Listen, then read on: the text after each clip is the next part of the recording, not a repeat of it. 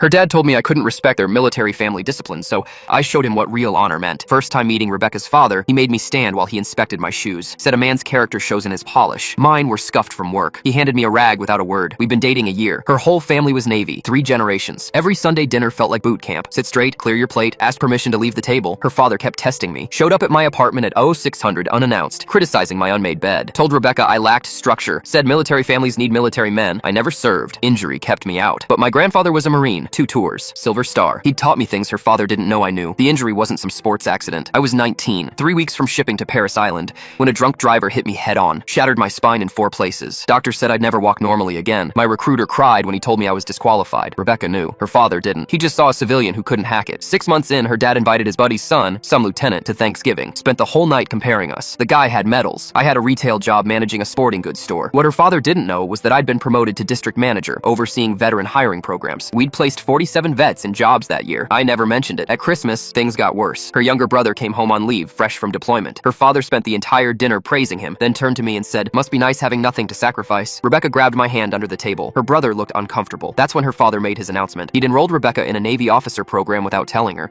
Said she needed to understand what real commitment looked like since I clearly couldn't show her. Rebecca went pale. She'd been planning to propose to me after New Year's. I found the ring in her car 2 days earlier by accident. I should have walked away. Instead, I started planning. I contacted my grandfather's old unit. Found 3 men who'd served with him, all in their 80s now. One of them, Patterson, had served alongside Rebecca's father in Desert Storm. Different company, same battle. Patterson told me something I'd never known. My grandfather had been killed pulling wounded men from a burning vehicle. One of those men was from Rebecca's father's company. The Navy Cross citation listed names, but my family never got the details. I spent 2 months tracking down records. Turns out the man my grandfather died saving was Rebecca's father's best friend. He died 3 years ago from cancer. I found letters the friend had written to my grandfather's widow. He'd tried to visit her for years, but she'd moved and changed her name after remarrying. The letters were returned unopened. Rebecca's father had no idea my grandfather was the Marine who'd saved his friend's life. He'd attended the funeral, but never knew the family. New Year's Eve dinner. Her father announced we'd do a military-style gift exchange. Rank order, time limits, the whole thing. He was running it like some kind of test, making sure everyone knew who was in charge. The lieutenant was there again. Her father kept suggesting Rebecca sit next to him. When my turn came, I handed her father a manila envelope. Inside were copies of the Navy Cross citation, photographs of my grandfather receiving it posthumously, and the returned letters from his friend. I told him his best friend spent 15 years trying to thank the family of the Marine who died pulling him from that vehicle. That Marine was my grandfather. He never got to say thank you because we disappeared into grief. Her father read everything twice. His hands started shaking. He looked up at me and said, "You're William Chen's grandson." I nodded. He stood and hugged me, crying, saying he'd spent years trying to find our family after his friend died. At our wedding, 6 months later, her father carried the citation down the aisle. 3 of my grandfather's unit came in dress blues. Patterson gave a speech about sacrifice that made everyone cry. Later, her father told me he'd pushed me away because he thought I didn't understand loss